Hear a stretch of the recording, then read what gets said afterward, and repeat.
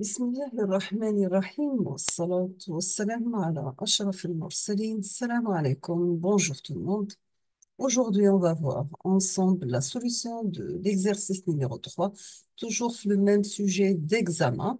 Nous sommes arrivés à la question numéro un et juste pour un problème d'Internet, coupure d'Internet, j'ai pas pu terminer cet exercice dans la vidéo précédente. Donc, je vais refaire la solution de cet exercice avec la suite dans cette vidéo. Donc, là, on va commencer par l'énoncé de l'exercice. Donc, soit le filtre de la figure suivante avec R1 égale à R2 égale à 10 ohms, C3 égale à 4 microfarads et C1 égale à C2 égale à 2 microfarads. La première question, on vous demande d'utiliser la transformée de Laplace et déterminer l'expression de la tension de sortie Vs de t, sachant que la tension d'entrée VE de t égale à 6 U de t. Deuxième question, on vous demande de déduire la fonction de transfert H de G oméga et le type de ce filtre et quel est son ordre. Troisième question, on vous demande de déterminer la valeur de la fréquence de coupure FC en kHz. Quatrièmement, déterminer la tension de sortie Vs de t, mais cette fois-ci pour un signal d'entrée de type VE de t égale à 4 plus 6 sinus de pi f0t plus 2 sinus de pi f1t plus 3 cosinus de pi f2 de t plus 5 cosinus de pi f3t. On vous donne la fréquence F0 égale à 1 kHz, la fréquence F1 égale à 5 kHz, F2 égale à 17 kHz et F3 égale à 10 kHz. Donc, dans cette montage, vous avez la tension d'entrée VE. Nous avons deux résistances en parallèle R1 et R2, deux condensateurs en parallèle C1 et C2. Ils sont insérés avec C3.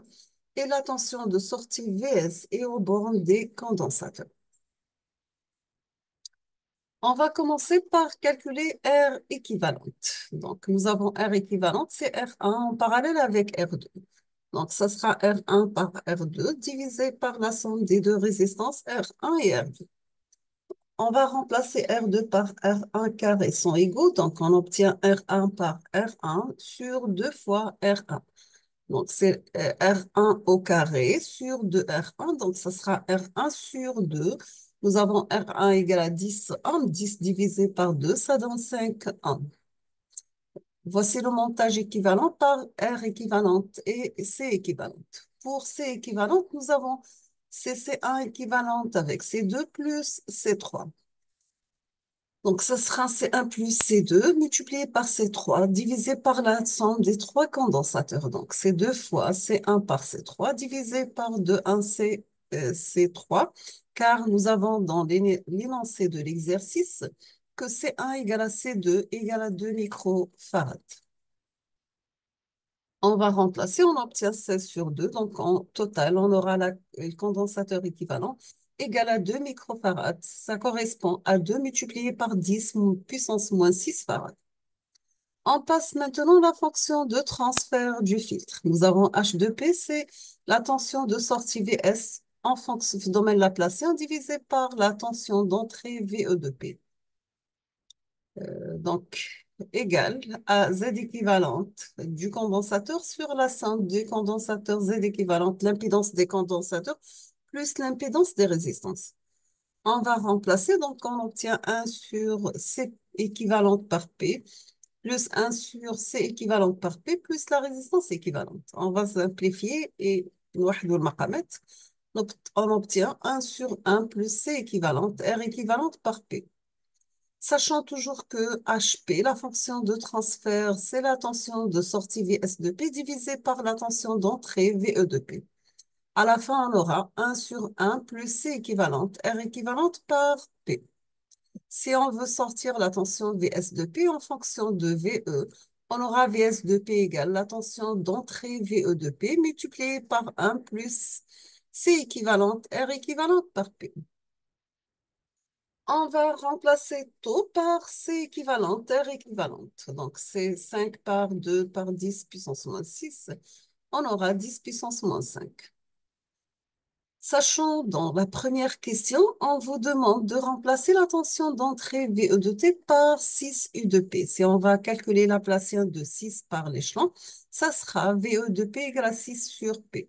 On va remplacer dans la formule de la tension de sortie VS de P, on obtient 6 divisé par P par 1 plus tau P. On va faire la décomposition en éléments simples de A sur B, P plus B sur 1 plus tau P. Donc, ça sera 6 sur P moins 6 sur P plus 1 sur tau.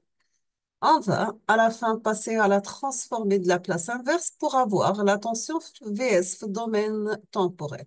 Donc, ça sera 6 multiplié par 1 moins exponentielle moins T sur tau U de T.